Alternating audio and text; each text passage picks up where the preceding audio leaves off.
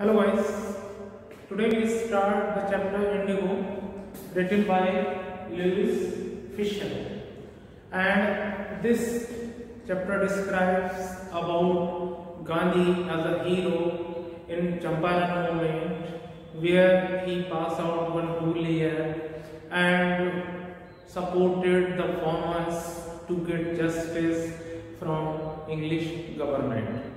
And before we study this chapter, we should know what Indigo is and what was its need to take a movement against the Britishers and why the Britishers were so much interested to the indigo crop and what had happened that the landlord of India as well as the Britishers were not interested that the farmers of India would grow up the indigo crop. They cheated the Indian farmers and they did not like that the farmers will grow up the indigo crop.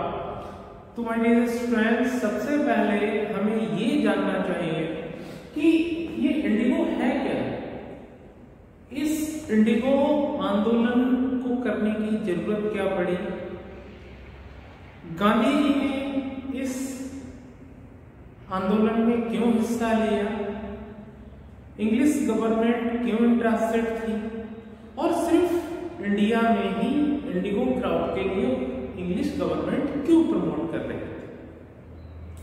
My dear friends, आप लोगों ने 9th class की SST में पढ़ा होगा 18th century में, I think so ये late 17th century था और स्टार्टिंग 18th सेंचुरी था।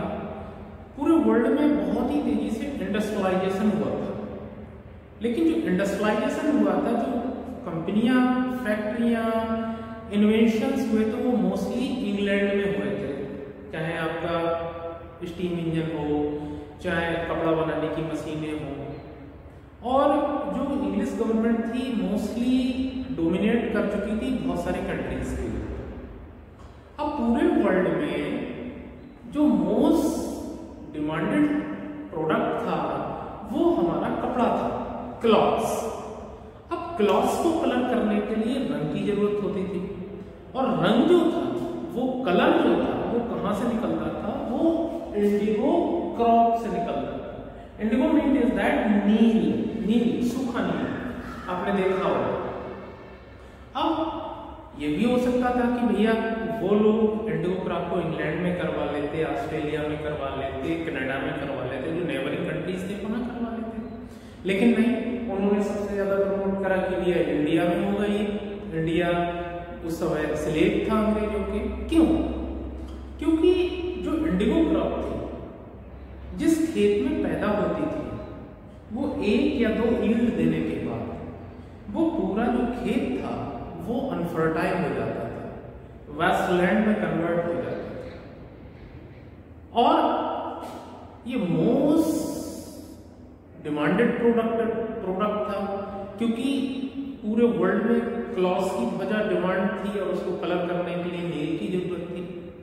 तो अंग्रेजों ने ये वर्क हैंडओवर कर दिया लैंडलॉर्ड्स को, इंडियन लैंडलॉर्ड्स को। और ये इंडिया की जो पूरी जमीन थी वो लैंडलॉर्ड्स के कब्जे में थी, जमींदारों के कब्जे में थी। जमींदारों ने टाई अप बना किया किसानों से कि अगर वो किसी किसान को 100 बीघा या 100 एकड़ जमीन देते हैं तो वो उसमें 15% यानी कि 15 एकड़ में इंडिगो क्रॉप लगाएगा और जो 85% है इसमें कोई भी फसल कर सकता है, जैसे गेहूं, धान, ज्वार, बाजरा। लेकिन वो 85 में क्या होगा कि वो बटाई भी हो सकती थी, तिहाई भी हो सकती थी, लेकिन ये 15% है हमारा, 15%, ये होल क्रॉप, पूरा फसल ये जमींदार को किसान देगा। इस 15% में बिल्कुल भी हिस्सा नहीं होगा किसान का। ये एक रिटन टाई अप था और ये जो प्रोसेस था ये किसानों के लिए अपने आप में एक बहुत ही ज्यादा परेशानी का कारण बन गया। किसान ये चाहते थे कि ये चीज ना हो और ये सारे चीजों को एक रिटन तरीके से लैंडलॉर्ड से कर रखा है। अब क्या हुआ कि देखिए, हम लोग भी जानते हैं, आप भी जानते हैं कि उस टाइम में क्या होता था कि ये सारी चीजें प्योर होती थी, इम्प्योर कुछ भी नहीं होता था। अब जर्मनी ने क्या काम करा कि जर्मनी ने आर्टिफिशियल नील बना लिया। पहले भी एडवांस था जर्मनी, आज भी है, यू नो वेल, छोटा सा देश है जर्मनी, जापान, टेक्नोलॉजी बहुत अच्छी है वहां की। उन्होंने नकली नील बना लिया और नकली नील का जो आउटपुट था वो रियल नील के कंपैरिजन में बहुत ही अच्छा था। अब कोई खाने की चीज थोड़ी ना है कि भैया हम कंप्रोमाइज नहीं करेंगे, भाई वो तो लगाने की चीज थी। अगर नकली अच्छा काम कर रहा है, अब नकली नील था उसका प्राइस भी कम था इन कंपैरिजन ऑफ रियल नील के। तो ये जो रियल नील था, रियल इंडिगो था, उसका जो प्राइस था वो ज्यादा था, लेकिन जो बिजनेसमैन थे वो प्रीफर करने लगे आर्टिफिशियल नील को। इनके पास बहुत ज्यादा बल्क में था, इंग्लिशमैन के पास, जो इंग्लिश बिजनेसमैन थे, कोई खरीदने को तैयार नहीं था। तो इसकी डिमांड पूरी तरीके से गिर गई। लेकिन जमींदारों ने यह टारगेट कर रखा था कि अगर कोई किसान इस 15% में नील नहीं करेगा तो उसको मुआवजा देना पड़ेगा। अब अगर जमींदार कहते हैं कि आप भैया ऐसा करो कि ये मत करो, तो जमींदारों को उल्टा मुआवजा देना चाहिए किसानों को, क्योंकि ये रिटन में था कि आपको 15% तो करना ही करना है। तो जमींदारों ने एक तरकीब सोची। ये बात अभी तक किसानों तक नहीं आई थी कि जर्मनी ने नकली नील बना लिया है। जमींदारों ने किसानों को बुलाया और बोला, अच्छा ऐसा करो, किसी से 100 रुपए, किसी से 1000 रुपए, किसी से 10,000 रुपए जमीन के हिसाब में ले लिए। बोले आप ऐसा करो, आप नील की खेती अगर ना करना चाहो तो मत करो, आप ये जो 15% वाला हिस्सा है इसमें भी आप कोई भी फसल कर सकते हो, कोई भी करिएगा। कुछ किसान बहुत खुश हुए, बोले यार ये तो बहुत अच्छा है, क्योंकि हमें तो 15% में हम पूरी साल मेहनत करते थे, इसमें कोई हिस्सा नहीं मिलता, सारी फसल हमको जमींदारों को देनी पड़ती थी। लेकिन कुछ जो फार्मर्स थे वो चालाक थे। उन्होंने सोचा यार ये जो जमींदार लोग जो हमको मजबूर करते थे कि नील की फसल करो, नील की फसल करो, हमें मारते थे, सताते थे, डराते थे, धमकाते थे, अब ऐसा क्या होगा कि ये कह रहे हैं कि आप हमें जो चाहो दे दो, अभी 15% का जो हमारा सिस्टम है वो खत्म। उन्होंने कहा नहीं, हम तो नील की फसल करेंगे, आप अपनी फसल कहीं डालो, हमें क्या मतलब। तो जमींदारों ने डराना शुरू कर दिया, धमकाना शुरू कर दिया और यहाँ तक कि ठग लगा दिया। ठग क्या होता है? जो ब्रेन को वॉश करते हैं। जैसे आपने देखा होगा मार्केट में कोई मेडिसिन आई, सपोज दैट वो जोड़ों के दर्द की है, तो वो क्या करेंगे, उसका विज्ञापन इस तरह से करेंगे। बहुत सारे विज्ञापन आते हैं कि एक बुड्ढा आएगा, व्हील चेयर पे आएगा, वो खड़ा हो जाएगा और वो कहेगा कि अरे मैंने तो 2 साल से ये दवाई खाई थी, अब देखो मेरे बिल्कुल भी दर्द नहीं है, और उस डब्बे की कीमत होगी 5,599 रुपए। वो बुड्ढे को ना तो कभी गठिया था, ना है और ना होगा। वो सिर्फ क्या है, एक कंपनी वालों पर एक तरफ से ठग का काम कर रहा है, जिससे जो कस्टमर्स हैं वो सुनेंगे, वो पेशेंट जो परेशान है वो उस दवाई को लेंगे, जबकि उस डब्बे की कीमत मुश्किल से 10 रुपया भी नहीं होगी। ऐसे ही उन्होंने ठग लगाया कि अरे मैंने तो जमीन छोड़ दी, 15% वाला भी सिस्टम खत्म कर दिया, मैंने पैसे जमींदार को दे दिए, मुझे तो बड़ा फायदा हुआ, ऐसे वैसे। लेकिन कुछ किसान माने ही नहीं। लेकिन जो किसान नहीं माने तो जमींदारों ने मारा, पीटा और बहुत ही ज्यादा परेशान किया। उस वक्त गांधी इंडिया में साउथ अफ्रीका से आए थे, नई नई पॉलिटिक्स थी, लेकिन वेल नोन थे, फेमस थे, क्योंकि गांधी एक लॉयर थे। अब वो लखनऊ के सेमिनार में जा रहे थे, वहां पर बैठक थी, बहुत सारे लोग आए थे लखनऊ में। वहीं पर एक किसान आए। देखिए हमारे इस चैप्टर में जो मेन कैरेक्टर है वो गांधी जी हैं, लेकिन हीरो जो इस चैप्टर का है, जो मोस्ट इंपॉर्टेंट क्वेश्चन बनेंगे वो इस किसान के ऊपर बनेंगे। उस किसान का नाम है राजकुमार शुक्ला। राजकुमार शुक्ला एक किसान था जो चंपारण से आया था। चंपारण बिहार में पड़ता है। मोस्टली वहाँ की जमीन बहुत ही ज़्यादा उपजाऊ रही है, तो इसलिए जो नील की खेती सबसे ज़्यादा होती थी वो बिहार के एरिया में होती थी, नेपाल के तराई में, और बहुत वाइड एरिया में होती थी। बहुत ही ज़्यादा जुल्म किए हैं नील की खेती के लिए अंग्रेजों ने किसानों के ऊपर वहाँ के। तो किसी ने राजकुमार शुक्ला को ये कह दिया कि आपकी बात अगर गांधी तक पहुंच जाए तो आपको जजमेंट मिल सकता है, आपको कंपनसेशन भी मिल सकता है, ये जो जमींदारों ने उल्टा पैसा आपसे लिया है वो भी मिल जाएगा और ये जमींदार आपको पैसे भी देंगे। ऐसा किसी ने कह दिया। वो बेचारा जानता ही नहीं था गांधी जी को। Remember that.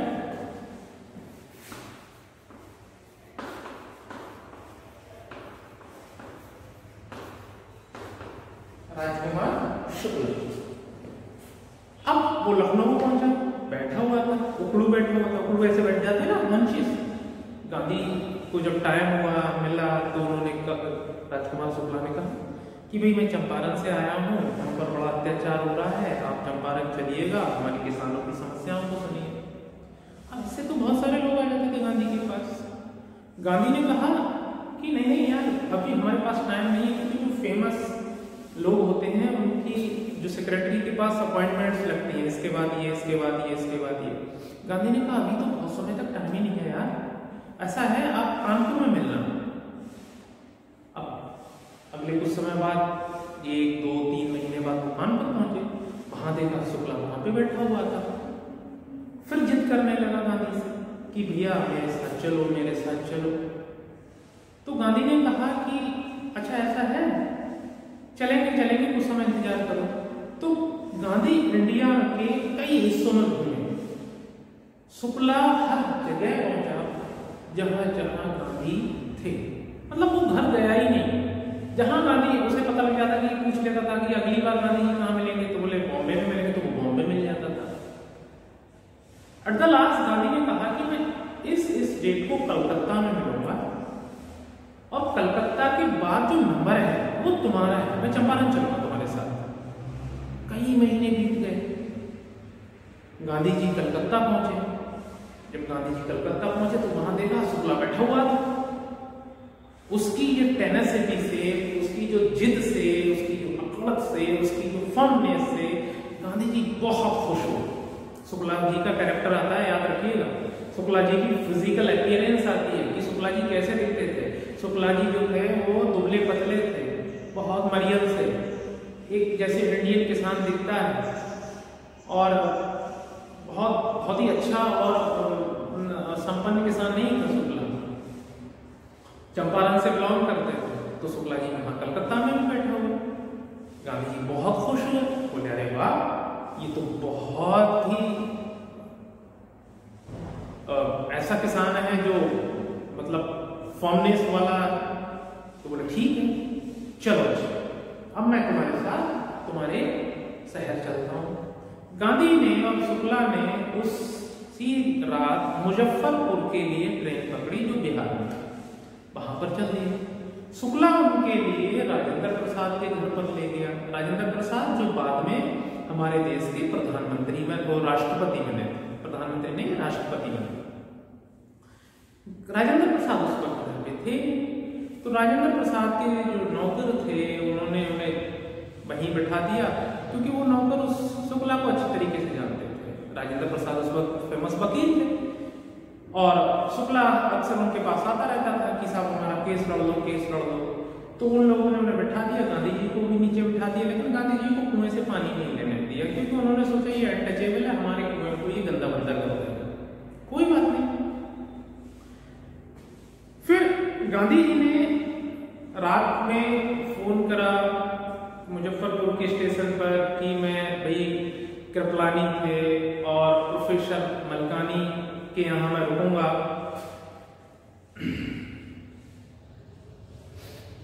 चंपारण के लिए, चंपारण में ही।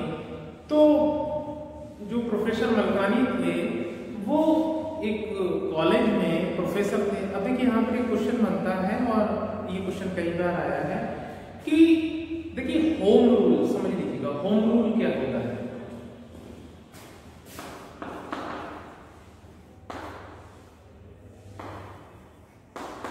होम होम रूल का मतलब होता है खुद का शासन। खुद का शासन जैसे हमारा खुद का शासन, हमारा ही देश है, हमारे लोग शासन कर रहे हैं। तो ये जो गांधी हुए, भगत सिंह हुए, ये सारे लोग सपोर्ट करते थे होम रूल को। और उस वक्त शासन किसका था? विदेशियों का शासन था। तो जो नौकर पेशा लोग होते थे तो ये होम रूल वालों को सपोर्ट नहीं करते थे, अपने घर पर नहीं रोकते थे। क्यों नहीं रोकते थे? क्योंकि भैया वो गवर्नमेंट एम्प्लॉई थे, अंग्रेजों की गवर्नमेंट थी। अगर गवर्नमेंट को पता लग जाता तो उनकी नौकरी छिन जाती, और उन्हें जेल में भी डाल दिया जाता। तो इसलिए जितने भी सरकारी मशीनरी से जुड़े हुए इंडियंस होते थे वो होम रूल वालों को सपोर्ट नहीं करते थे और अपने घर में रोकते नहीं थे। अब ये बात धीरे धीरे मुजफ्फरपुर में फैलने लगी कि गांधी जी आए, गांधी जी आए। तो लोग जो थे वो अपने यहां पाना शुरू हो गए। कुछ लोग पैदल आने लगे, कुछ लोग बैलगाड़ी से आने लगे, कुछ लोग घोड़ा गाड़ी, जिसके पास जैसी सुविधा थी वैसा होने लगा। गांधी जी वकीलों से मिले। वकीलों ने कहा साहब ये हमें फीस तो दे नहीं पाते हैं, अब हम इनका केस क्या लड़ें, बताओ। और ये कहते हैं केस लड़ो। तो गांधी जी को बहुत गुस्सा आया। गांधी जी ने उन वकीलों को बहुत डांटा। बोले क्या बात कर रहे हैं आप लोग, ये बेचारे इतने दबे कुचले लोग हैं, पैसे ही इनको इतना सताया है इंग्लिश गवर्नमेंट ने, और आप इतनी बड़ी फीस लेते हैं। शर्म आनी चाहिए तुमको, तुम्हारे ही लोग हैं और तुम इतनी बड़ी फीस लेते हो। और कोर्ट्स का क्या फायदा? पहली बात तो ये बेचारे इतने डरे हुए हैं, दूसरे कोर्ट्स में सारे जज भी वकील है, जज के ऊपर भी वकील है, इंग्लिश जो जज है वो भी इंग्लिश मैन है, और उससे ऊपर जो अथॉरिटी है वो भी इंग्लिश मैन है। सब सारे के सारे सब अंग्रेज हैं। तो इनकी कौन सुनेगा? इन कोर्ट्स का कोई फायदा नहीं है जब तक कि बहुत बड़ा आंदोलन ना किया जाए। और आप लोग एक बहुत बड़े आंदोलन को तैयार करें। अब क्या हुआ?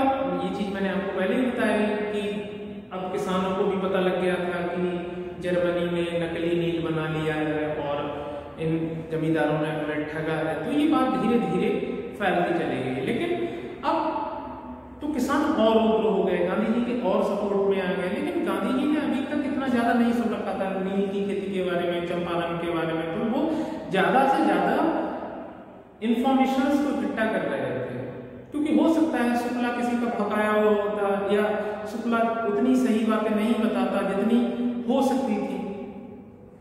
अब वो लैंडलॉर्ड ब्रिटिश एसोसिएशन के पास गए, जो अंग्रेजों की एसोसिएशन थी, उनसे बात की। वहां के डिस्ट्रिक्ट मजिस्ट्रेट के पास गए। डिस्ट्रिक्ट मजिस्ट्रेट जो अंग्रेज था उसने गांधी को बहुत धमकाया, बहुत भड़काया। बोले, गांधी ने कहा भाई आप इंफॉर्मेशन दीजिएगा मेरे लिए, मैं इन किसानों के सपोर्ट में आया हूं। तो देखिए अब एक अंग्रेज गांधी से क्या कह रहा है कि आप एक आउटसाइडर हैं, मैं आउटसाइडर को कोई भी इंफॉर्मेशन नहीं दे सकता। जबकि देखिए अंग्रेज आउटसाइडर थे, गांधी तो इंडियन था। तो गांधी ने कहा क्या बात कर रहे हैं, मैं आउटसाइडर कब से हो गया? ये सारे विलेजर्स इंडियन हैं, ये चंपारण वाले इंडियंस हैं, मैं भी इंडियन हूँ, मैं इनके सपोर्ट में हूँ, मैं इनकी बात रख रहा हूँ, तो मैं आउटसाइडर कहाँ से हो गया? तो उस मजिस्ट्रेट ने कहा चले जाओ यहाँ से, वरना पता नहीं लगेगा तुम्हारा तुम कहां से आए थे कहां चले गए। गांधी समझ गया कि इंग्लिश गवर्नमेंट पूरे मूड में है उसको उठवाने को या मरवाने के लिए। तो गांधी ने क्या काम किया, चंपारण छोड़ दिया और मोतीहारी चले गए। मोतीहारी जो चंपारण का कैपिटल हुआ करता था उसका, और वहीं पर एक घर को अपना ऐसा प्लेस बना लिया जहां से वो सारी अपने काम को कर सकते थे। अभी कुछ समय पहले पता लगा कि कुछ जमींदार के लोगों ने एक किसान को बहुत बुरी तरीके से पीटा है। गांधी हाथी पर बैठे और उस किसान को देखने चल दिए। थोड़ी दूर गए थे, तभी एक इंग्लिश ऑफिसर आया, बोले लौट जाइएगा और सिटी मजिस्ट्रेट का ऑर्डर है, अदरवाइज हम आपको जबरदस्ती गिरफ्तार कर लेंगे और हो सकता है बलवा भी हो जाए। तो गांधी ने उसकी बात मान ली और वो वापस लौट गए। उस रात गांधी पूरी रात जागते रहे। उन्होंने इंडियन गवर्नमेंट का जो वॉइस आया था, जो सुप्रीम हेड होता था, उसके बारे में अच्छी तरीके से जान रखा था तो उसको एक लेटर लिखा, टेलीग्राम करा कि मैं यहाँ पर सिविल डिसोबीडियंस करूँगा। सिविल का मतलब होता है सज्जनता के साथ हम इंग्लिश गवर्नमेंट का कहना नहीं मानेंगे, हम जमींदारों के खिलाफ, इंग्लिश गवर्नमेंट के खिलाफ आंदोलन करने जा रहे हैं। ये बात सुनकर इंग्लिश कोर्ट ने उन्हें गिरफ्तार कर लिया, जेल में ले गए। लेकिन जब ये लोग मोतीहारी में थे तो वहां पर लाखों किसान थे, लाखों किसान। क्यों? क्योंकि उन किसानों ने ये सोचा कि एक महात्मा यहाँ पर आया हुआ है जो हमारे लिए लड़ने आया है, जिसकी जिंदगी खतरे में है। इतनी किसानों की भीड़ को देखकर इंग्लिश गवर्नमेंट घबरा गई। उन्होंने गांधी से कहा कि भैया आप इन्हें रेगुलेट करो, इनको बोलो कि आपका कहना माने, अदरवाइज हमारे लिए मुसीबत हो सकती है। गांधी ने बड़े प्यार से सारे किसानों को समझाया और बोले कि आप किसी भी तरीके का ऐसा काम ना करिएगा जिससे हम लोग मुसीबत में पड़ जाए। गांधी जी कोर्ट में प्रस्तुत हुए, उन्होंने जजमेंट के लिए कहा, लेकिन जजेस ने कहा कि नहीं नहीं आप जो है गलत कर रहे हैं। गांधी ने कहा नहीं नहीं मैं इनके लिए लड़ रहा हूं और ये कर्तव्यों के लिए संघर्ष है, हमारे जो राइट्स हैं उनके लिए संघर्ष है। गांधी ने कहा आप न्याय कीजिएगा। जो मजिस्ट्रेट थे, जजेस थे, उन्होंने कहा कि नहीं हम अभी कोई न्याय नहीं दे सकते और आपको बेल भी नहीं दे सकते। तो बोले ठीक है मैं जेल से जाऊंगा ही नहीं। तो बोले आप पर कोई मुकदमा ही नहीं है, आप आ जाओ तो आप चले जाइए, हम आप पर कोई मुकदमा ही नहीं लगाते। गांधी जी वहां से चले गए। राजेंद्र प्रसाद थे उनके साथ, ब्रिज किशोर बाबू थे, मौलाना मजरूल हक थे और बहुत सारे लोग थे। और राजेंद्र प्रसाद ने सारी चीजों को उनकी को रिकॉर्ड किया। गांधी ने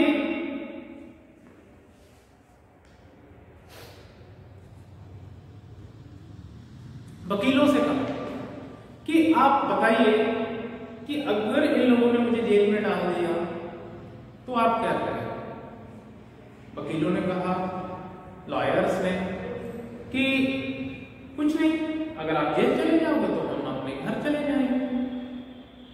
तो गांधी ने कहा यार क्या बात कर रहे हो, मैं जेल चला जाऊंगा तुम अपने घर चले जाओगे, इन किसानों का क्या होगा, इनके लिए कौन लड़ेगा। वकीलों ने फिर सोचा, अपनी मीटिंग ली। मीटिंग लेने के बाद उन्होंने कहा कि नहीं नहीं अगर आपको जेल भेजा गया तो हम इन किसानों के लिए लड़ेंगे। गांधी ने कहा तब तो हम जीत गए, अब दुनिया की कोई भी ताकत हमें नहीं हरा सकती। जैसा कि हमने छोटे क्लासेस में पढ़ा होगा, यूनिटी इज द स्ट्रेंथ। और गांधी ने एक लेटर लिखा और बोले अब हम बहुत ही व्यापक तरीके से आंदोलन करेंगे। और बोला कि एक लेटर पे उन्होंने सारे टीम मेंबर्स बनाए और उनके अंडर में जितने लोग थे वो बनाए और बोले एक तरीके से जेल भरो आंदोलन होगा। और एक ये भी है कि इंग्लिश मैन किसी को मार भी सकते थे, तो एक टीम बना दी कि तुम्हारे अंडर में इतने लोग, तुम्हारे अंदर में इतने लोग, तुम्हारे अंडर में इतने लोग, कि जितने लोग अंदर जाएंगे जेल में उतने लोग बाहर आने चाहिए। और उन्होंने कहा हो सकता है कि ये इंग्लिश मैन मुझे कहीं बाहर भेज दें, दूसरी जेलों में भेज दें जहां आपको पता ही नहीं लगे मैं कहाँ चला गया, तो ये आंदोलन बंद नहीं होना चाहिए। मेरे बाद आप लीडर रहेंगे और आपको भेज दिए तो आपके बाद आप लीडर रहेंगे। एक उन्होंने इस तरह से चैन बना। कुछ समय बाद कई दिन बीत चुके थे और फिर लेफ्टिनेंट गवर्नर उस एरिया का जो था उसका लेटर आया। उन्होंने कहा कि गांधी जी आप ऐसा करिएगा, ये जो आंदोलन वगैरह में बंद करिएगा, हम आपकी बात मानते हैं, हम एक कमीशन बनाते हैं। उस कमीशन में 3 टाइप ऑफ पीपल होंगे, कुछ जमींदारों के पार्ट से, कुछ इंग्लिशमैन होंगे और कुछ किसान होंगे। तो याद रखिएगा 2 नंबर में ये क्वेश्चन कई बार आया है कि किसानों की तरफ से कितने लोग थे। तो किसानों की तरफ से सिर्फ एक ही इंसान था उस कमीशन में, वो था सिर्फ Gandhi, sole representative, that was Mahatma Gandhi. तो किसानों की तरफ से सिर्फ सिंगल वन था। ये शॉर्ट क्वेश्चंस मैं बीच बीच में बताता जा रहा हूं आप लोगों को। और जैसे जैसे मैं चैप्टर शुरू करूंगा, अभी तो ये समरी है, तो मैं विविडली आपको बता दूंगा, सारे के एमसीक्यू तक बता दूंगा, उसमें अंडरलाइन आप करते जाइएगा। अब इस कमीशन में कुछ लोग जमींदारों की तरफ से, कुछ लोग अंग्रेजों की तरफ से और किसानों की तरफ से सिंगल मैन था, वो गांधी था। इस कमीशन ने देखा कि जमींदारों ने किसानों के ऊपर बहुत ही ज्यादा अत्याचार किए हैं, बहुत ही गलत तरीके से पैसा वसूला है। अब वो सारे प्रूफ्स जो थे, वो सारे एविडेंस जो थे, वो कोर्ट में गए। कोर्ट में गए तो कोर्ट ने कहा कि भैया अब इन्होंने ये जो गलत तरीके से पैसा लिया है, तो किस तरह से रिपेमेंट किया जाए, कितना रिपेमेंट किया जाए।